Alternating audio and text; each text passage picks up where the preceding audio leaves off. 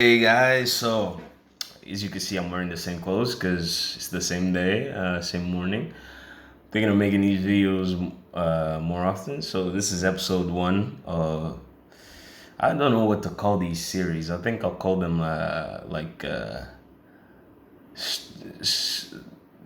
story of my life. That's kind of cringe because that's the One Direction song, but I'll go with that. So pretty much, I'm 22 years old. I was born in Angola, Africa, Portuguese country. I fluently speak English. My main language is Portuguese, of course. So let's see, how do I start? When my parents conceived me, they were around like 2019. My dad was 20, my mom was 19. I grew up as only child for 8 years. I had my first living at 8, and then my second one at 12, I think. Yes, 12.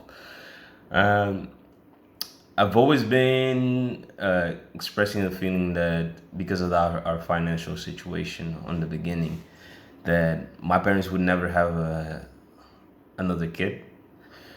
I was very happy when I had my first brother, Alexandre. We had way too much fun when we were younger. Way too much fun. Nowadays, we're more like we do our own separate things.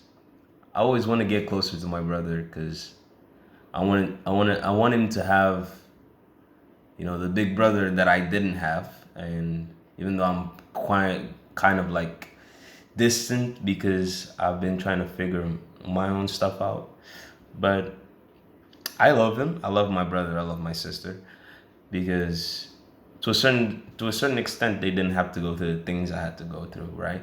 Because when I was conceived, my parents' financial situation wasn't as good as it is right now.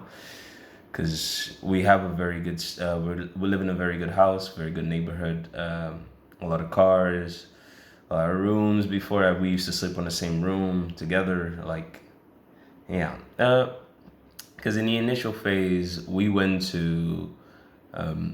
were living with my grandmother, my dad's mom, and to a certain extent, we were pretty much wanting to get out of that house, not because it was not because it was annoying, but because we needed our certain independence. I think my dad worked very hard. I respect my dad a lot because the things he did to provide for his family, my mom as well, the sacrifices they made. My mom wasn't able to finish school because she was focused taking care of me, taking care of us overall, and she still got a job. But she got a job for like 10 years on a television company, which was very good. I think since I was younger, I always had that feeling that I would be great. I always wanted to be a lawyer. Of course, things will not always turn out how you want it to be. I'm doing my second year of university of company management. But I think that along these years, I've realized some things that are very important to me. I've been always the kind of person that shows a lot of affection.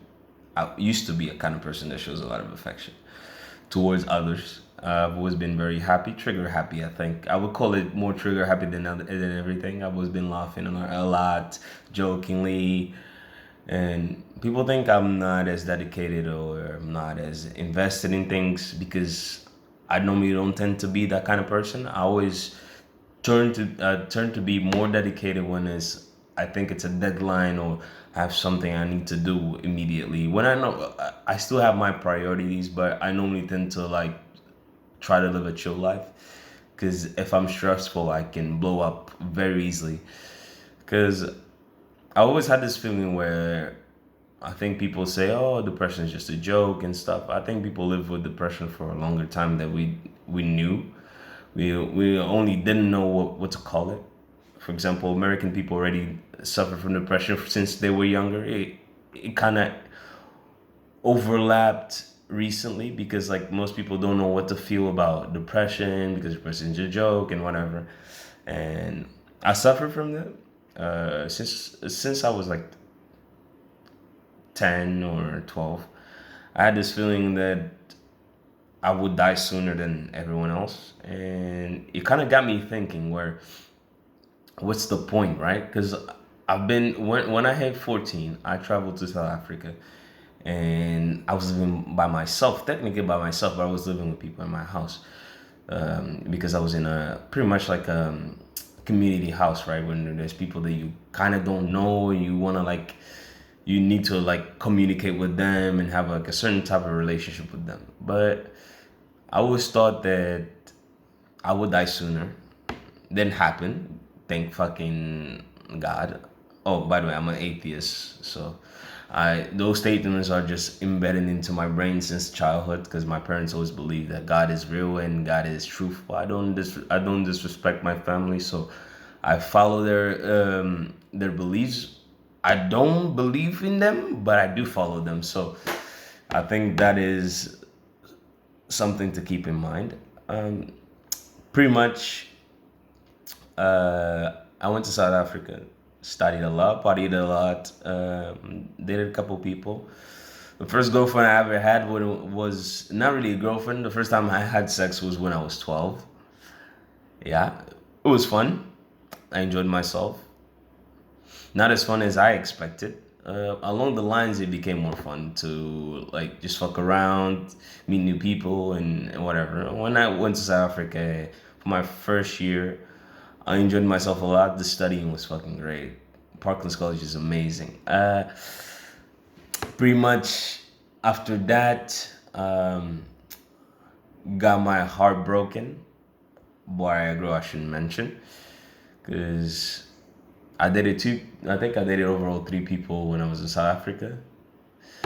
Uh, one girl broke up with me after a couple weeks of dating, because she didn't feel like we were the best compatible people, but she didn't even give me the chance to try. It was kind of sad.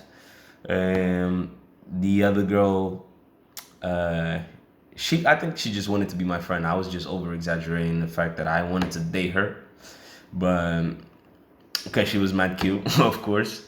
And the third one was the most painful one, because I think the third one was a situation where I knew what was going on. It was more like a physical relationship, and we took it to like a level where we understood each other, and I kind of felt comfortable with each other.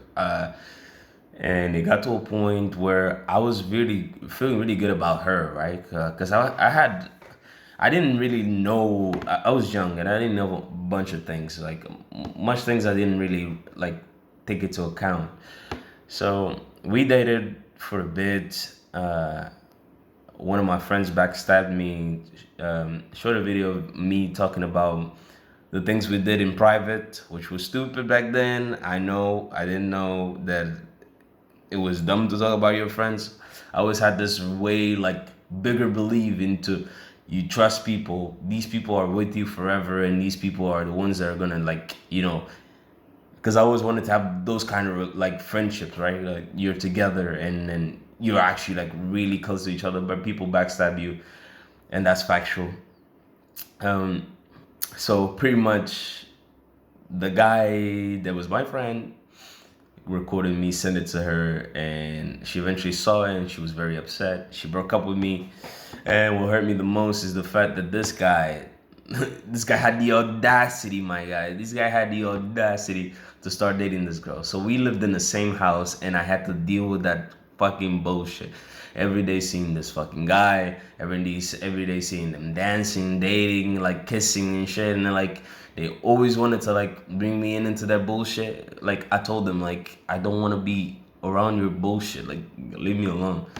Yeah, it was very painful. It was very hurtful. I think that's when the time where I started getting colder with women. I realized that people have different concepts of what other people need to do and need to be, because people that want to be at the top, they will backstab you. And I understood that, and I knew how society works. I knew how the game works, and I just let it roll. Um, and I let it roll. I stopped talking to the girl for weeks or months, maybe. One day she came crying to me, asking why she's not talking to me. She even fucking told the fucking bus driver, our driver, right, that took us to school and back to home, that I wasn't talking to her, and she kind of yelled at me and told me to do a bunch of like talk to her. Why you not talking to her? I'm like, I said it. I don't give a shit about her, because I think for me, when I get hurt badly, and I don't express it in the way that most people do. I just stop talking to you overall. Like, I pretty much just disappear and I ignore your presence. You don't exist in my life anymore. You're just like a non-factor. And after that, um, I pretty much kept studying. There was a financial crisis. Uh, there was a thing going on in South Africa where people were like foreign people were taking jobs, and South Africans got really mad at it and all that struggle. Also, the money struggles. My dad wasn't able to send me money, so eventually I had to get out of that, go back to Angola. Yeah, pretty much. My South African life was good. The people I used to hang out with, very cool guys. We don't talk to each other anymore because we went our separate ways. Normally, that's how it goes. Childhood friends are really the friends that you keep forever. A few of them do, but the others don't. Yeah, I'm gonna carry on with this, but because this is my first day, I want to keep it short.